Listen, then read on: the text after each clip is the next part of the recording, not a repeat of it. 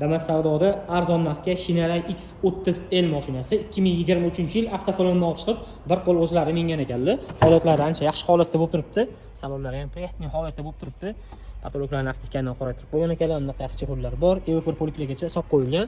Xo'p, o'zini bunday monitorlari bor ekan. Konditsionerlari bor. Salon qismida nima elektronikasi bo'lsa, hamma elektronikasi ishlab turibdi. Oynalari elektronli. Mashina undan tashqari qo'l qo'rayapti. Shumizatsiyalargacha qildirib qo'ygan ekanlar. Mikroavtomobil. Salonlari aytganimdek priятный holatda bo'lib turibdi. 4-chi paketli element gazlagich uстановка qildirib qo'ygan ekanlar. Motori 1.5 motor bo'ladi. ABS'lari bor. Hop, motor ходовой коробка moshlarida ishlari yo'q deb aytibdilar. Ikkita joyda petnosi bor. Xudo xolasa o'zingiz uchun yana ustinglarni olib kelib, bemalol ko'rsatib tekshirib qo'yasizlar. Motorlarni yaqinda kapitanni qildirib qo'ygan ekanlar. Damas savdodan olib mazza foydasizlik uchun $8000 bo'lsa berib yuboramiz. Olib foydalanib qoladigan joy olib kelib, bunaqa mashina, bunaqa narxga har doim ham kelavermaydi.